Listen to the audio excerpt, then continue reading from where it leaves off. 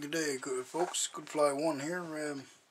Just going to do a little video and show you this pretty simple, easy way of making lynx and fox snares. I use the same snare for lynx as I do for fox, 1/16 aircraft cable, 7x7, nice and limp.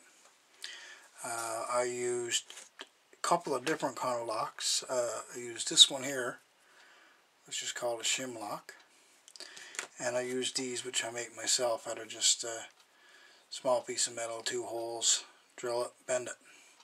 I like these work well too. I went and picked up my cable the other day, and the trap supplier never had no ferrules. So now what do you do when you got no ferrules? So I went to the automotive supplier and purchased a piece of 3/16 hydraulic brake line. Pretty simple tubing line, whatever you would like to say. Took a pipe cutter and cut it in 1/4 inch lengths. Because it is, you cut it off with the pipe cutter, you end up with this effect. So I took a 1/8 drill bit and ran through them, and you get nice even opening. Because you're doubling the cable in them, I just squat them just a little bit with the pliers, make them a little bit oblong, and it works really well. It's cheap. You can buy a 6-foot piece of brake line for $5 or $6, and at 1/4 inch length you get quite a few out of 6 feet. As you can see there, once that's crimped down, you pretty much got no worries. So let's make a snare. Starting with our cable, you follow the natural bend in the cable, the way it's coiled. You follow that, the cable's going to hang like that. Now if you take your cable and roll it in your fingers, you can see where it comes to rest. See that? So pretty basic. Take our shim lock, take our little homemade ferrule, slip it on, slip on our shim lock, put our cable back through,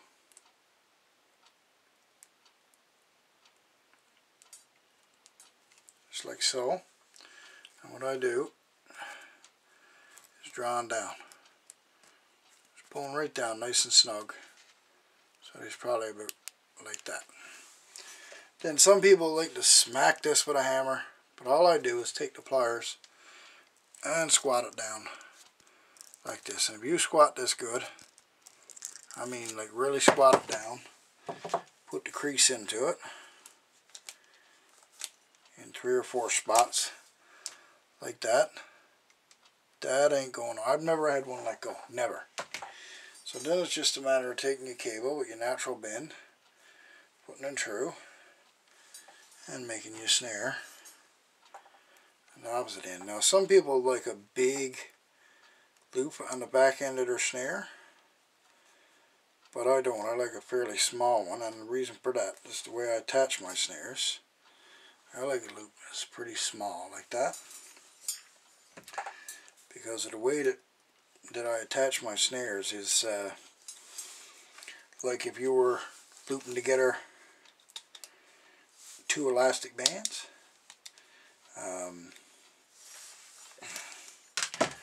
I use just haywire or mechanics wire, whatever you want to call it. And I take it and I bend it in half like this, put it over your snare, through the eye, like that, and draw that tight, and you can set your snare up just like so. Tie this onto your anchor or tree or doorbell or snare stick, whatever you'd like to call it. You can hang that snare up, and that's just right for Mr. Lynx, about 7 inches. 7x7 you go. So you set that snare like that, you got her pretty well perfect for a lynx's head. And I use the same one for fox. If I want to make it a little smaller for fox, I'll just do that one. Works perfect every time. Anyhow, folks, just a little tip for you. Good fly one out. Thanks for watching.